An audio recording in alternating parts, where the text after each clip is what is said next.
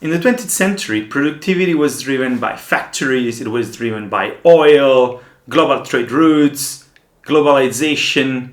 21st century, we can say, yes, these topics are still important, but the real topic, the critical piece of the engine, which will be the fundament of economics, defense, diplomacy, these are the chips. It's not just about, having a faster phone or a faster PC. It's about owning the computing power, because who owns computing power will dominate and rule the world. So, hi everyone, I'm Cesar. I've been working for 20 years in the area of technology, and I want to welcome you to my podcast, where we will explore topics about leadership, technology, and as much as possible, without creating any political judgments, but of course with an analysis which will be as scientific as possible. We link them to the current geopolitics trends. So I want to start today talking about something. I want to talk about a dinner that was held on September 4th, 2025 by President Donald Trump.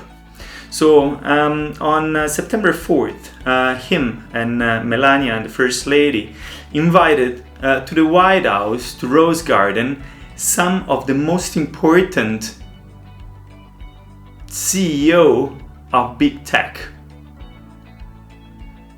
Silicon Valley.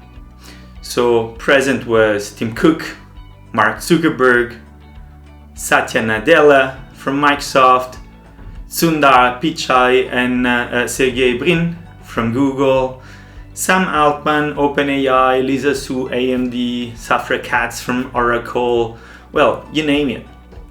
Well, the only folks that were not present were actually Jensen Huang from NVIDIA, who is going through some conflict of views, of opinion with Donald Trump, Jeff Bezos from Amazon, and of course El Patron of Tesla, Elon Musk, which has had some political divergences recently with the president. But let's get back to the dinner. So what was the agenda, right? Why Trump has called so many important people there, right? So Fortin described this event as the Silicon Valley strategic realignment with the Trump administration on AI and technology policies. So during this dinner, the interesting thing was, of course, AI was identified really as the key strategic element, not only for US growth, but for US setup as strategical power worldwide. AI is now the topic, and during this dinner apparently there was really a round of comments, and all the CEOs were really trying at their best to show themselves how important the US for them, and what will be the level of investment that they will bring. And there were like amounts which are astronomical. So Apple and Meta even arrived to mention something like 600 billion, in some cases in an investment plan which is considered until 2028. That's just amazing. So this wasn't just a dinner, it was a declaration, in fact. So the US is mobilizing the private sector like in a wartime economy. Compute power is a national power, and the US is building now its arsenal. Well, but now let's shift our focus to Asia, right? because while US is preparing itself for this strategic soft conflict, Asia is gathering up its forces. And in fact, a few days prior to this meeting at the White House, China decided to have a major parade, military parade, during which they celebrated the end of the World War II. China invited Russia, invited North Korea, invited India. And when we bundle together the population of all these countries, we're talking about 1/3 of the world population. We're talking about more or less 3 billion of people which were there represented. So, and the strategy of China is clear: achieve independence from Western chips. So, take Huawei in 2023. Huawei shocked the world by shipping a smartphone powered by a 7-nanometer chip, which was manufactured domestically by SMIC, which is the semiconductor brand company owned by the Chinese state. So reports estimate, in fact, that SMIC yield for advanced chip is still far behind TSMC, which is the prime manufacturer for the world, located in Taiwan. But the point is not if they're good, if they're enough good. The point is that there is a message which is unmistakable. The message is progress is happening. So add to these, China's state-backed $40 billion semiconductor fund, and the story become one of the relentless pursuit of autonomy. So this was a geopolitical message. China can innovate under pressure, and the 40 billion semiconductor fund backs this push for autonomy. So the goal isn't just to compete. This is about decoupling the economy and the production of AI component in assets from the rest of the world. China's strategy is no longer about imitation, it's about insulation. It's about building a tech stack that can survive in isolation. So TSMC control more or less 70% of the global foundry market share and dominates advanced node chip production. The factories of TSMC power AI models, smartphone and data center from all over the world. And in fact, NVIDIA is a major customer of TSMC. And Jensen Huang has in fact connections to TSMC. So the point here, what is going to happen is that Taiwan's strategic importance is no longer theoretical. It's the choke point of the digital economy. So control over TSMC is control over global intelligence. And that's why Taiwan is both a flashpoint and a fulcrum. So we have looked now at what is happening in US, where we're seeing how Trump is really fighting to get the primacy and to convoy all the investment of the large big techs in US towards AI. We've seen how Asia is gathering itself to create an internal insulated market, but the topic is, what about Europe? So in Europe, the European Union has launched the Chips Act to double its global chip share by 20% until 2030.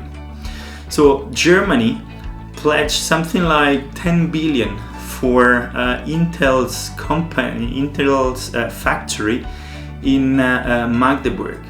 And Infineon is expanding in Dresden and is getting large financing from both the German state and the EU. But projections suggest that Europe may reach only 11% by 2030. So this means a gap of about 8% to the target. So Europe has ambition, but the topic is we lack industrial depth, capital scale, and we are still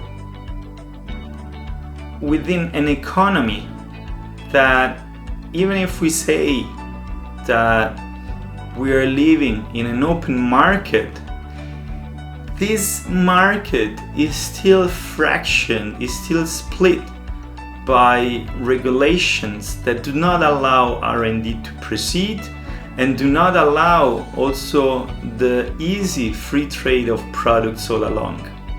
And of course, we are seeing now that with tariffs, Trump is bringing an additional topic on the table. And this is the reason why, this is a problem which is largely acknowledged within the EU.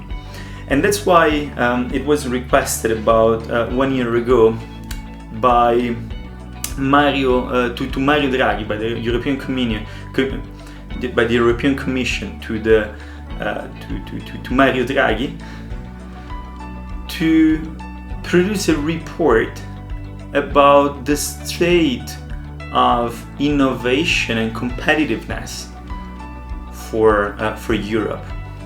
So Draghi was a former prime minister in Italy, and he was also the head of the European Central Bank.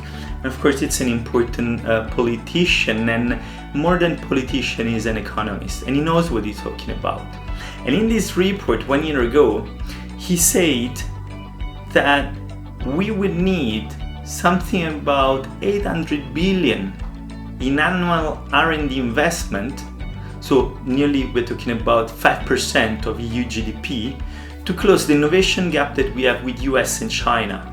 And this is just amazing, because the thing is, 1 year later, and so just a few days ago, he spoke again and he said that since we didn't do what we had to do, now this gap has become to 1.2 trillion.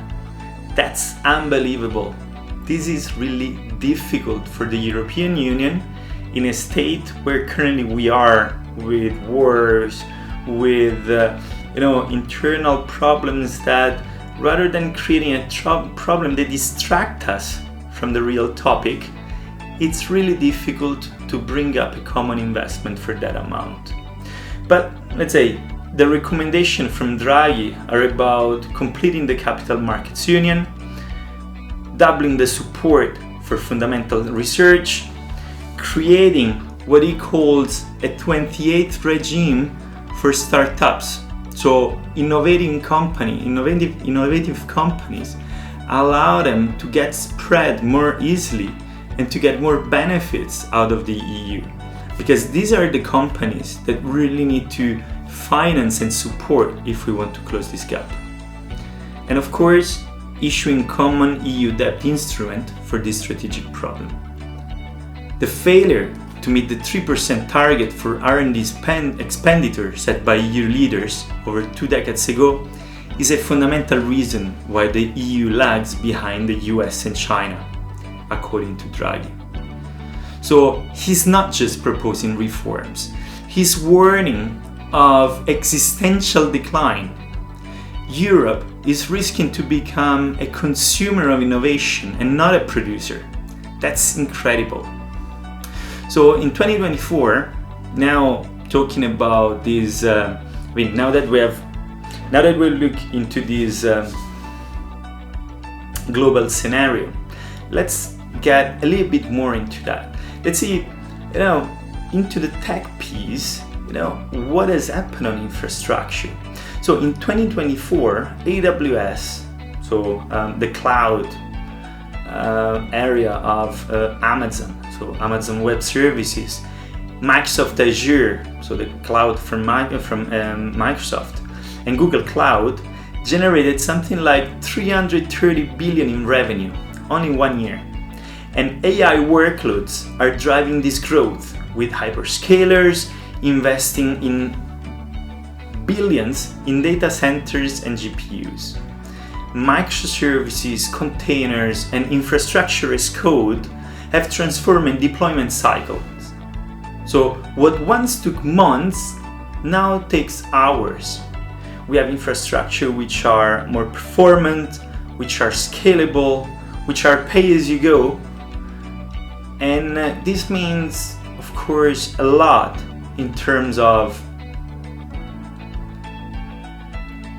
capability for the companies to innovate. So infrastructure, and that's the main message, is no longer a cost center. It's a strategic enabler. Speed is power, and flexibility is survival. Cybercrime is projected to cost something like 265 billion annually by 2031, with ransomware attacks occurring every 2 seconds. Zero Trust architecture, championed by Zscaler, CrowdStrike, and Microsoft Sentinel, is now standard. It enforces continuous verification, least privileged accesses, and real-time monitoring. So, what we need to understand is that cybersecurity is no longer just IT hygiene. Cybersecurity, it's the way how hybrid war will get into our governments, into our countries. It's about having digital sovereignty, and every breach is a potential act of economic warfare. We need to be very careful, and we have seen how some of the impacts that this has generated. In September 2025, Nvidia market cap reached about 4.3 trillion, which is a lot. Today, Nvidia is the most valuable company in the world. Its GPU power most AI models, from ChatGPT to any autonomous system. Chips are no longer components, they are leverage. Control over semiconductors means controls over intelligence, and control over intelligence means control over everything else. So if you work in infrastructure, in IT, data, or security, or even if you just watch Netflix on stream, you're part of this story. In the coming episodes, we will break down the numbers, the players, and the technology that is behind that, and that is shaping the next global order. So I want to find out, also together with your support, and of course looking at the news every day, are these billions that Silicon Valley has promised to the president, are they really real? Will they really happen? What will happen by 2028? It's still the time that Trump has actually to leave the charge, right? And the question for us European is, will we be able to close this gap? And what will be the choices that will be made by the European Commission in a period like this one, where we're seeing that there are other threats that we need to resolve, which are even more imminent to our sovereignty. China is boosting its chip independence, and infrastructure from SD-WAN to Kubernetes. How will this impact? How this speed, this boost that we're having, how this will really impact companies and this balance of power? So I look forward to listen more from you. Share your comments here in the podcast comments, and I will bring here also some of the documents that I've been reading to produce this podcast. So feel free to read them and to give a different interpretation. But the thing is, we're just a bit at the beginning, and this is a very interesting journey. So I'm sure that we will have a lot of fun. So thanks for listening. Cesare is signing off. Stay curious, stay sharp. Take care.